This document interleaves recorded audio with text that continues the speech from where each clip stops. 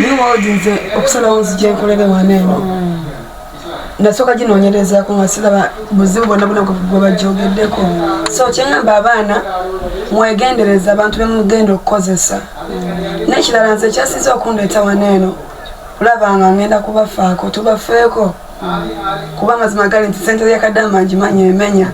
So nalabye nga mukabye ekimala n'engamba kangende nyemerirewo engeri gye ndi proud kadama. Ode experience. Brisha mwana mulungi nnyo. Ate mwana akwata buli ky'omusomesa akwata.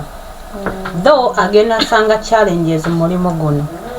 Nti waliwo awulira nti Brisha ali ku New World Visa Expert ne batandika omujjaji ngano na wano na wali. Naye ati ne batamanya kampuni kijjakolera oba kintu kye tumusomesa okubeera nga akikugukamu. Nti Brisha wavaayo n'alanga visa tekitegeeza nti ye omuntu yeyeetumye. It means kampani gy'akola nayo eyamusayininze yebe emutumye okukola ekintu ekyo yadde nga yakajja mu Dubai. It means wakikugambidde nti ntunda visa kampani eba ezikola. Buli mulimu gwonna ogenda oguyingira oba weetegese. Ab'amafuta balina omusingo gwe basaayo. Kati naffe CEI ayina ssente ku akawunti. In case of anything asobola okufiirwa naye client yene tamufiirwa. Gwe Munnayuganda ayagala travelinga kuva Uganda paka Dubai, aba New World Visa Experts ky'ekyokuddamu ekyo bakuleetedde visa ey'omwezi ogumu, emyezi ebiri, A2A visa change, freelancer visa, multi-entry visa, mwana wattu nga bakufunira ne police clearance. Aba New World Visa Experts bagenda kuyambako okutuwalinga ekibuga Dubai, bagenda kuyambako okukola hotel booking. Aba New World Visa Experts bakubire ku namba z'essimu amangaawo. Ogenda basanga ku Salaudin Metro Station, Eki House opposite Asian Hotel. Aba New World Visa Experts batuukirireko ku mukutu gwabwe ogwa New World Visa Experts 115@gmail.com. New World Visa Experts bagenda kuddamu mu buli ky'obuuza ky'oyagala okutabulinga mu Dubai. Mwana wattu beekwate. Nkomyewo anabagamba munaye. Nange wano ndi mukozi nawandiikibwa era ng'omwezi oguggwako nange nsasulwa. Ate nga sibanja. Mbandi awo akasimu kururu. So gwe wenna atulaba ali ku mukutu ogwa Nyondo Media banayi mbagala nnyo, mwebale kunjagala, mwebale kutwagala, mwebale kutubeera mu buli mbeera yonna. Yes, no following byonna bye tubawa nga tuyita ku mikutu egy'enjawulo, YouTube channel, Facebook, Twitter, Instagram, TikTok, ewa mune threads, ne mubeera nga mu followinga, mwebale nnyo, mukola kyamaanyi nnyo. Ku nsonga za visas bintu kutambula wano wali nga wenna bagamba sina wala wonna wengenda. Nzijira ddala waneeno ku New World Visa Experts. Ne batuddamu byonna ebibuuzo byaffe bye twandyetaaze okumanya. Asinneyongerayo kansooke mpe akakisa omukulu. Amalira akatuuka nangamba loze ejja tuzinozambe. Ne mugatanga toli mufumbo. Natola shahada. Watola shahada? Kitegeeza osobola okuwasa omugazi okubiri. Osobola okugattako. Katuzinozambe. Tewali mutawaana eddiini enzikiriza. Soka tubuuzeeko. Assalamu alaikum wa rahmatullahi wa barakatuh. Waalaikum salaam. CEO tubuuzeeko. Assalamu alaikum wa rahmatullahi wa barakatuh. Brisha jitoole. Mama mjeva kuna assalamu alaikum wa rahmatullahi. Wa alaikum salaam. Anyway, tuyina omugenyi omupya gwe twasayinize ku New World Visa Experts era lwakuba twabalaze documents nga asayininga contract weri tekyade kyamulamwa nnyo naye nga wali okubanga naye abaweereza abaana bamufollowinga bangi mumumanyi era kyemanyi musobola okumwesiga nti wawulira nti Brisha ali ku New World Visa Experts nawe omanyirawo nti kiba bukwa ku bintu bya namaddala. Baby Rich wabeera ku New World Visa Experts teriyo omuntu asobola kubanga ate amutya obanga yeekengera awomanyirawo nti mu kifo kyendi kiki kubanga bana abantu banene bamanyikiddwa kati teri asobola kulinga kubanga ate atatanya linnya lye kabeere CEO of course naye mumumanyi naye tasobola kera kumakya ate nazanyira muki mu kintu kye kiri maama wange 100%. Brisha onogenda mukwata otya ku bintu bya visa era kyemanya awozezaawo kati wiiki olaba nga obwongo bukwata bupiikinga kyenyinza okugamba era wensanisa okola sisita wange batwafuuka baluganda ate nga tuli bamikwano kyenyinza okugamba nti Brisha mwana mulungi nnyo ate mwana akwata buli kyomusomesa akwata though agenda asanga challenges mulimu guno nti waliwo awulira nti Brisha ali ku New World Visa Expert ne batandika omujaji ngano na wano na wali naye ate ne batamanya kampuni kijyakolera oba kintu kye tumusomesa okubeera nga akikugukamu nti Brisha wavaayo n'alanga visa tekitegeeza nti ye omuntu yeyeetumye it means kampani gyakola nayo eyamusayininze yebe mutumye okukola ekintu ekyo yadde nga yakajja mu Dubai it means wakikugambidde nti ntunda visa kampani eba ezikola era yaleeta application yo ffe ne tukola ate era nefuluma bulungi naye ng'ate mwana mulungi ndaba akwata Brisha ebintu obiraba otya muganda wange ogwasooka wajja ng'ozze Masappe ne tuyitamu kunoze for business oba for work anti nakolako n'obudde tubadde Uganda ne tumala obudde bungi so zinagize salawo nzijja nkole nga nzize kola era for now okubera bizibuzibu muko ng'omutandika naye ate nfuba okulaba nga nteekayo obwongo cause abantu bange abo bansubira mu kinene era nga ndi wane n'okubayamba so far bizibu naye ate si bizibu olina pikinga mango nti ekindetera okupikinga n'abantu nti abaaliyo okukinjigiriza bamanyi kye bakola kati banjigiriza ekintu ekituufu muganda wange ebintu bya visa bino si bizibu nti ebiseera ebisinga bane munansonyiwa nafunyemu bulwadde bw'amaaso muganda njogera kakati ate buli tuli omuntu mubira buli mpulira obusungu naye sina kyakola sagala balwaza kakati ebintu bya visa bino biraba bina challenges nyingi nnyo nti ebiseera ebisinga waliwo olunaku lwewaŋŋamba ekintu kyekuda kukiddamu waneno tewakiŋŋambira mu kamera nti mulina challenge musisinkana oba wena ajja ku challenge zonna jukeno kitugamba nja kujja waawo zina challenges nyingi nnyo naye wajjawo omutima n'ogamba nti kanyingire visas wano mu UAE waliwo emirimu mingi nnyo lwaki wasalawo kuyingira visas zomanyi nti omwana singa ebeera rejectinze omwana agenda kugamba oyo mufere yabba sente za anti kati buli mulimu gwonna ogenda oguyingira oba weetegese ab'amafuta balina omusingo gwe basaayo kati naffe CEI ayina sente bwa akawunti in case of anything asobola okufiirwa naye client yene tutamufiirwa kyetutera okukola naye ate okusinziira ku experience gye tuyina kizibu nnyo era okutuuka okurejectingisa visa nga tetutegedde kuba tusooka kebera tetumala gasaayo muwawa kaso tugamba nti nafulumamu ate netwekengera ddala wagendera kwa outpass over netukubuuza lwakuba abamu balimba kati gwe bw'olimba ate oluvannyuma n'oyogera amazima kiba kikwatiddeyo bwe nkubuuza wagendera ku kintu nagenda bulungi nange wano nteekayo mmanyi wakola ki so bw'ombuulira amazima nsooka kebera ddala asobola okudda oba tasobola negamba tosobola oba tebasobola kumuwa kati abamu bayisisitinga bakaaba nnyo bakayana nnyo lwaki nataddeyo application naye banyimye visa kijja kitya kuduma nti oli akuwadde n'oduma budumi n'okolaki nosaayo kati sente zino sinze mbanziridde nange migration yebeekoze eki kuba yo tekola refund kati bwe bagikuba ate kitegeeza bw'ojja kunyiigira nze nti nze nkoze eki gwabbye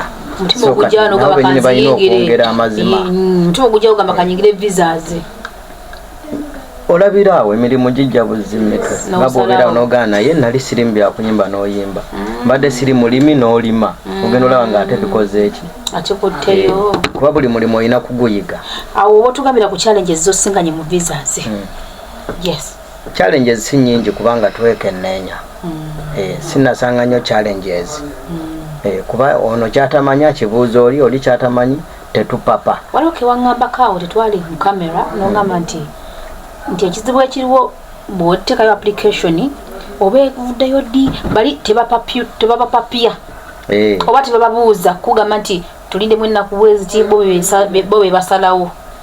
Mbadde nsaba clarifying mu kati ekyo kye tusinze okusanga wano mu UAE nti olina okuba nga poto ye eri clean bw'oba oyagala visa zikole ki zangwe. Bannayuganda bw'onoonyereza ennyondo za 80% bonna bali mu overstay.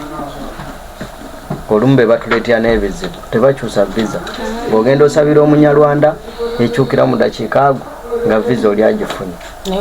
Munnayuganda visa zaffe olina okuba nga gwe nannyini kampani nga gundi eri so clean. Kyova olaba ffe tuzifulumya mu lunaku lumu bbiri. Abamu balowooza tubawadde nanfu. olwokwanguwa okufuluma. Yes. Naye twamala kwekennenya kiki ekireetera problem. Visa okumala wiiki okumala omwezi. Yes. CEO omundi ogwaggwa twayogerako ku categories za visas ne tukolako ku freelance ntogera ku visit ne tugamba okwogerako ennyo eno family visa. Family visa yeriwa? Family visa buli omu agitunda lulwe naye nze kyemmanyi nti family visa wano mu UAE efuuka family visa ng'omaze gigattako muntu. Tinaawe Rosette osobola okubeera mu kampani ng'akuwa salary wa 14,000. Singa visa yo buli lw'okwata visa yo n'ogigattako omuntu omulala n'ogigattako bbaawo oba omwana wo olwo eba etaaninze n'efuuka family visa. Bantu ki abakkirizibwa okubeera mu family visa? Olina kuteekako maama wo, mukyala wo n'abaana bo. Lwaki? Kuba bba wange, tata wange, mama n'omwana, sigatako muganda wange, sigatako mukwano. Takkirizibwa. Ensonga ki? Nabo bafune family ezaabwe kuba oyo tabeera family. Wano mu UAE kye batwalanga family be baana bo ne bbaawo ne muzaddewo.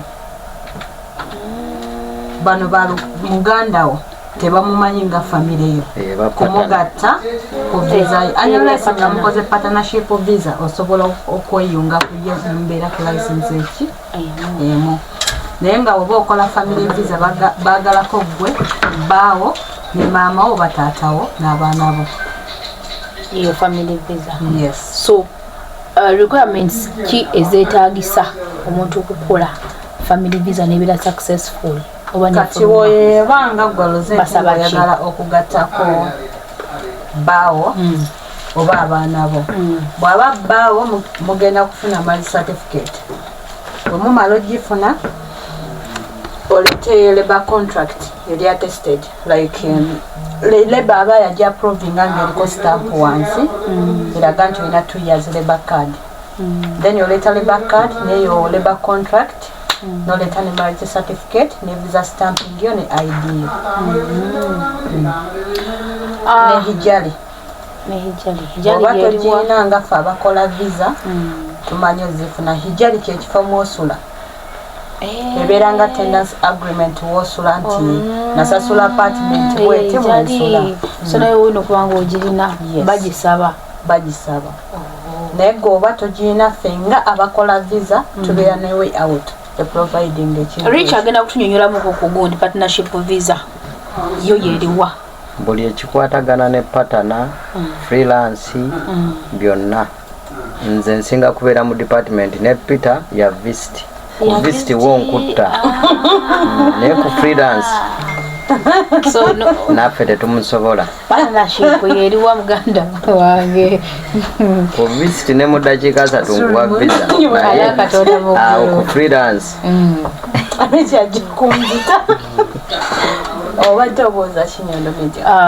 partnership visa yeriwa? Partnership visa liwa tunyonyola freelance ne tugitegeera bulungi nnyo. Omaze okutunyonyola family kati partnership visa yeriwa? Visit bagitunyonyolako already manager yatunyonyola.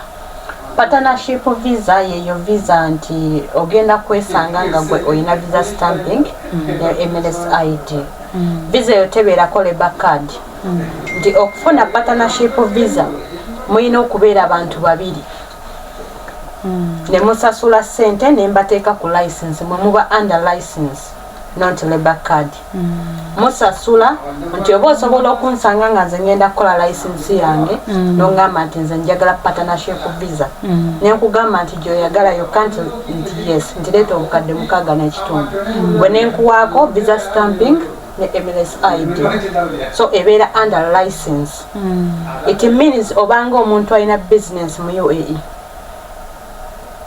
oba olina license olina omuntu gwopatana naye nti nagatta nono business ne mufuna license gye bayita partnership visa era ID weba efuluma egirako patana kakati ebintu bino bizibu muuko mufunayo ko olunaku n'otuuza muna tiimu n'owayitiramu nti kino kiri tiimu yange bayirawo eri well trained buli kimu bakimanyi nti ntwala obudde nemba training naye nga buli webagambye nti buli omu alina department bamanyi okuspecializinga olina agamba nsinga kukolera mu kino so natagera nabyo bino omulundi gumu Brisha ebyo kino nga obiwulira ndowooza owulira bulungi nnyo binakubeera byangu oba tebijja kumbeerera naye byangu just nabiteekako mutima yes omwana ali eyo sawe nakulaba nti oli kunyuwa visa experts omwe bubaka ki omwana yenna ali eyo ayitaza okubanga akola visa agamba kubanga abaana bayiribiza nnyo mu bintu bya visa era kampani ezimu zigadde lwa bulyake ng'omwana omukakasa otya nti visa erina okukolebwa era agifune saazina kyensobola okusooka okukola kubawa amagezi advising them balekerawo okubama balekerawo okubuukabuuka bantu bangi bavuddeyo ne balanga ebintu nti tukola kino ne kino naye nga balina sooka kwetegerezebwa nga nze onazane nolaba ngambye mbu kati kampuni nyingi eyo biki naye New World nze okusalawo nzija nkolere wana eno nasooka ginoonyerezaako nga siraba buzibu bwonna bwe bajoogeddeko so kyengamba abaana mwegendereza abantu bemugenda okukozesa n'ekirala nze ekyasinza okundeeta wana eno olabanga ngenda kubafaako tubafeeko kuba mazima gali nti sente yakadama ngimanyi emenya so nalabye nga mukabye ekimala neŋŋamba kangende nnyimirirewo engeri gye ndi proud kadama all the experience anyway I love that heart era sister mbadde nkusabira wano ku camera nti yes Brisha agenda kubeera nga ali busy but she's having that heart that she's concerned about abaana bakola wano mu biyumba bikitwala tugende mbadde nsaba maybe once in a week nga tusobola okutuula muuko ne tuorganizingayo ko like a program ng'esobola okuba ng'ekolebwa naye nga message eweerezebwa abaana abali eyo abali mu biyumba abaagala okutoloka abeetaaga zi visa ebifaananako bwe bityo kinaasoboka kijja kusoboka kubanga mu bizinensi yaffe tukola visa naye beside it's the like kiringa part time eyaba housemaid so ajja kuba bahandolinga bulungi naze bayambako so baganda bange bali eyo nze nazaale nokubalaba ngamba wa services ennungi era mwesiga New World visa experts olaba wotategedde kiki oba ki buuza tupapiraginira ku bigambo by'abantu mbu ate bino biki buuza kitegedde Beverage kinazizeko gy'olye wane ekintu kyoyogeddemu n'ogamba nti mumusooka ne mukebera ne mulaba omwana obanga bamubane oba tebamubaninga gwe olowooza buzibu ki obuva ku baana abo oba abo abantu babeera bafulumye kiba kuki visa zaabwe kurejectinga oba ki ekireetedde abantu bano okubanga bali Uganda ne balowooza nti basobola okuteekayo visa zaabwe ne zikkirizibwa oluusi omwana yava wano nadda ewaka obanga agende ku autopass naye nga bamusuubiza okudda ate neegaana obuzibu basinga okusanga kuwuliriza bigambo nga tebafunye bikolwa kati oyinza kuŋŋamba nti omuntu yakugamba nga si migration kuba bw'oba wafuluma kwa outpass mbonaye nga baby rich yakugamba gwe ne bw'ogendera kwa outpass ojja kudda mu myezi bwegiti. baby rich ate atakolamu ki mu migration kubanga emisango mingi musango kigwo guba gwakutwaza bwe batuukira okuwa outpass kitegeeza obeera n'omusango. Outpass kitegeeza ki? Kufuluma nga toli mu mateeka. Kipapula kye bakolera bakuggyako n'eriiso. Bakuggyako n'eriiso. So ne bakoyo outpass. Ofuluma oli tofulumye ngaba balinga bakugobye genda. Kati ongamba otya muno nti nno nze nagenda mu kkomera naye banta bulungi. So koleke tewakyali zino zibatera okuwa abaana zi outpass ne bamuwa ebbanga eggere nti nno oluvannyuma lw'emyezi bwe giti okomaawo ob'omwaka tekikyaliwo. Ebyavaawo dda nga bwe wavaawo visa y'ennaku 3 eya wiiki ne tubeera ku mwezi gutya gumu. Yes. So byavaawo bw'ofuna oba okola ki? Kasita ofulumira kwa outpass tebakulimba tebakulya ssente zo oba togenda kudda wano mu UAE. Okujjako eriiso lino bajjako eriiso limu bajjako gonna. Kasita otunulamu amaaso bajjako abiri. Mulimu bano abagamba abaana nti nze nkuwadde online outpass nga ntuufu tigolayo bakuggyeko wa eriiso munnange ogenda n'ekipapula ekyo gweteeka ne example bw'otuuka ku kisaawe bakugamba look here anti nze nkuprinting the online outpass ngikuwadde ogenda kutuuka ku kisaawe bakugamba tunula mu kamera awo ku immigration wennyini wokoya verification eriiso weliviirako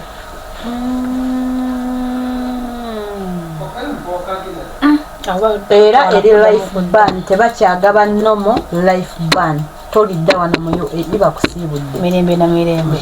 Olwakadde nga tumaliriza baby rich nsaba oweeyo omwana oyo yenna ali wabweru n'omwana ali e Uganda tuwera kugera ku UAE Dubai kubanga wetukola ki wetuli omwana ali wabweru wa UAE wali wabweru wa Dubai naye yandegadde okujja wano eno omwana yena kuba nga zeyeteesateesa atya teekateeka omwana oyo nga ze kukola oba ze kukola bw'aba ze kukola kisinziira mulimu ki kuba waliwo emirimu nga gyo toyinza kwekolera visa nga bw'onojja balina gikukolera ekyo kiri oke naye omuntu yenna ng'agenda kujja wano ayirive bw'aba nga eri ayinamu kasente nandimusabye akole freelance agire ku visa ya myaka emeka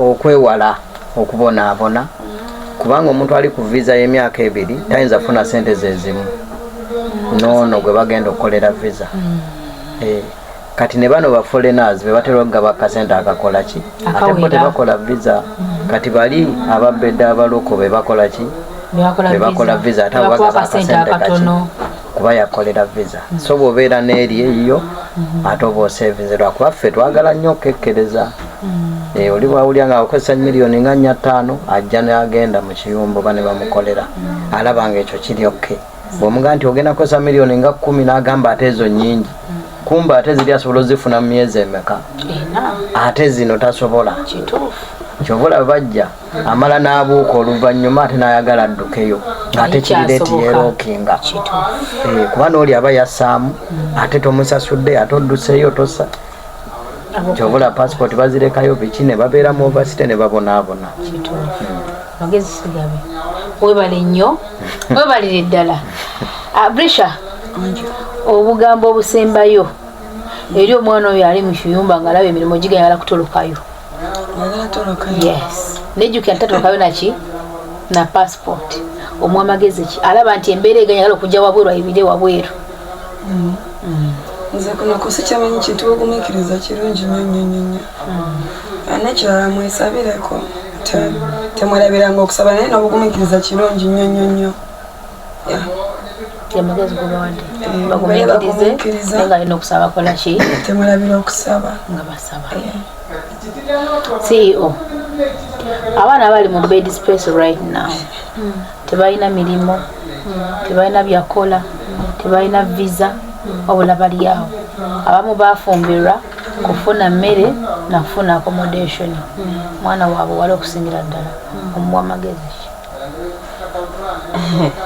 abaana abo ebyabwe biwanvu nze amagezi gonna by the way kiri fane kuba kisesa bw'obanga omanyi nti tosobola kujja mu UAE like kwetuusaako buli kimu nga bed space mmere n'ebintu byonna ebigenderwako sigala yeewaka onoonye sente mpaka ziwere osooka ojje era n'ekirala ekintu ekitera okujja nga ba agenti be bakireese nga ye mwana teyakyeyagalira nga yakwata miliyoni ze naddala bano abagira ku visiting visa abanoonya bakuba neno ba Kadaama kubanga bino ebintu byanjawulo waliwo Kadaama ye nga yajja abamu tebamanyi luzungu abaana ne bagaana bugaanyi kukola nga balina peer groups abo baate ebyabwe birala nnyo kubanga nange ng'omuntu sibakwatibwa kisa kati mulimu bano abajja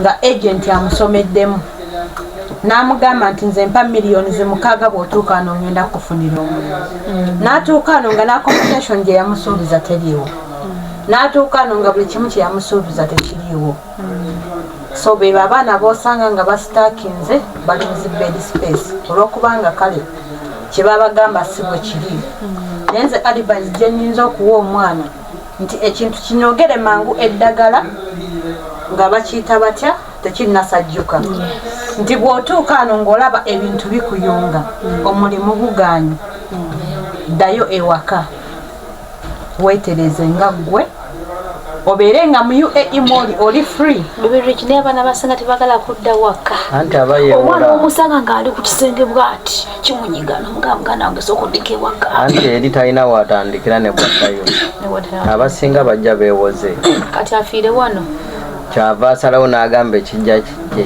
naye siddaka abayina okudda ewaka kubanga kati nze wemba nakukolera visa naddala visa za Sharjah visa oba Sharjah portal kati nze togenda kumbuulira ogenda kubeera wano omulimu gukuggweko nze nkuwa busikondo emba nze yakola visa kubanga tolina sente zikyusa visa buli kimu tokiyina lwaki oba todda ewaka n'osigala nga mu UAE oli clean nodda ewaka mirembe neweepangapanga n'omanya ensobi eyo gye wakola n'okomawo mu UAE buto amagezi advice gye nnyinza okuba wanga bo tegabadde mabisinga babagawuliriza ne bagakola ki ne bagatwala ne bagateeka mu nkola anyway tubadde ku New World Visa Experts tubaagala nnyo mubale kubakkiririzaamu mubale kukkiriza naffe n'okutwala bye tubawa ne mubikkiririzaamu mukola kyamaanyi nnyo atakumira mpeera abatukumire